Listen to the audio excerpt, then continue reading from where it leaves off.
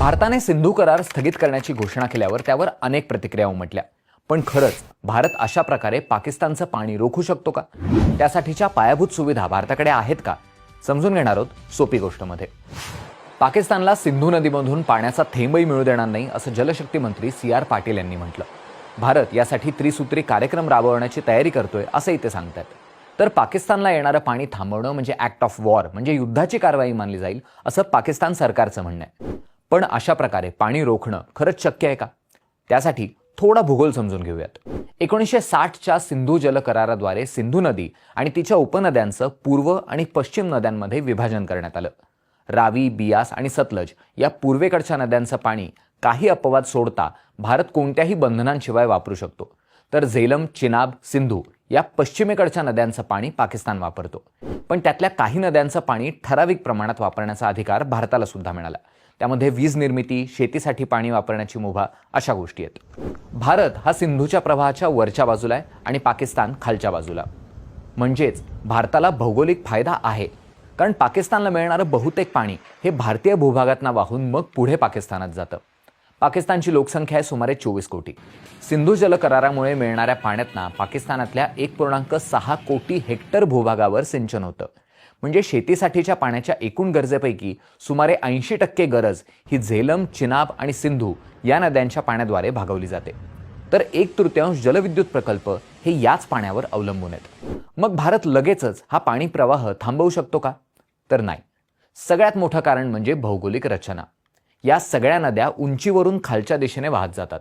हा नैसर्गिक प्रवाह आहे जो सहजासहजी बदलणं अर्थातच शक्य नाहीये। भारताने पश्चिमेकडच्या नद्या असणाऱ्या झेलम, चिनाब, सिंधू नद्यांवर काही धरणं वरच्या बाजूला बांधलेली आहेत। पण पाकिस्तानात जाणारं पूर्ण पाणी थांबवण्यासाठी तितकं पाणी साठवून धरण्याची त्यांची क्षमता नाही। शिवाय सिंधू आणि तिच्या उपनद्या या बर्फाळ डोंगरांमधनं वाहत येतात। या नद्यांच्या पाण्यामध्ये ग्लेसियर्स म्हणजे हिमनद्यांचं पाणी वितळून मिसळत असतं।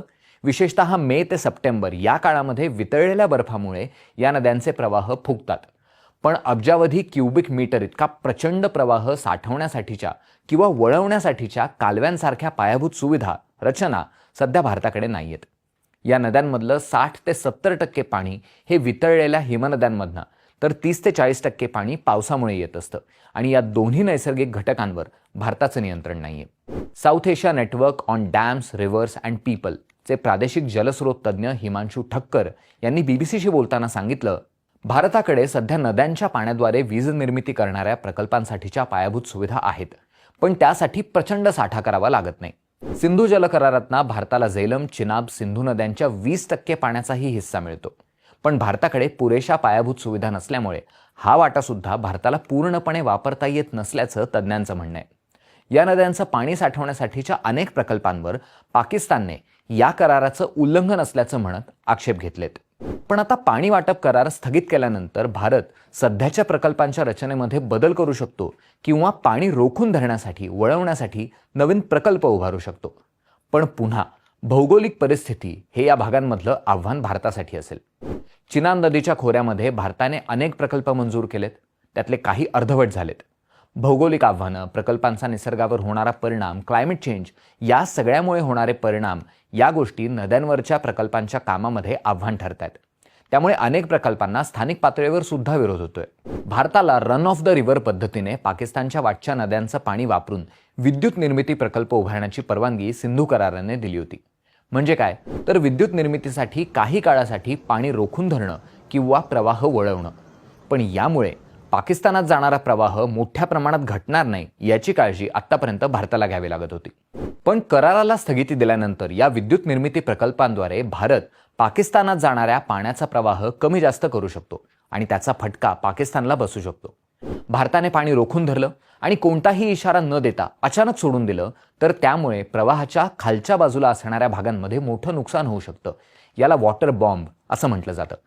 पण असं करण्यात भारतालाही काही धोका असेल, कारण भारतातली धरणं ही पाकिस्तान सीमेपासून लांब आहेत। त्यामुळे पाणी साठा वाढवताना भारतीय भूभागांना सुद्धा पुराचा फटका बसेल। सिंधू जल करारानुसार भारताला त्यांची धरणं किंवा पाणी साठ्यांचं रिझर्व्हॉयर फ्लशिंग कधी करता येईल, म्हणजे गाळ वाहून जाण्यासाठी वेगाने पाणी कधी सोडून देणार हे आधी पाकिस्तानला कळवावं लागायचं। पण आता भारत पाकिस्तानला न कळवता हे करू शकतो आणि त्याचाही फटका पाकिस्तानला बसण्याची शक्यता आहे। पण या सगळ्यात आणखीन एक धोका विचारात घ्यायला हवा. सिंधू नदीच्या खोऱ्यात पाकिस्तान खालच्या आणि भारत वरच्या बाजूला आहे, पण ब्रह्मपुत्रेच्या खोऱ्यात चीन भारताच्या वरच्या बाजूला आहे, तर सिंधू नदीचा उगम तिबेटमध्ये होतो आणि चीन हा पाकिस्तानचा मित्र देश आहे. 2016 मध्ये चीनने पाकिस्तानच्या समर्थनार्थ यार्लंग त्सांगपो ही उपनदी अडवून धरली होती. हीच भारतात ब्रह्मपुत्रा होते आणि याच नदीच्या खोऱ्यात चीनने जगातलं सर्वात मोठं धरण बांधायला घेतलंय. त्यामुळे पाकिस्तानसोबत पाण्याचा शस्त्रासारखा वापर करतानाच भारताला चीनकडे सुद्धा त्याचसाठी लक्ष ठेवायला लागेल. ही होती आजची सोपी गोष्ट. तुम्हाला कशी वाटली आम्हाला प्रतिक्रियांमध्ये नक्की सांगा. धन्यवाद.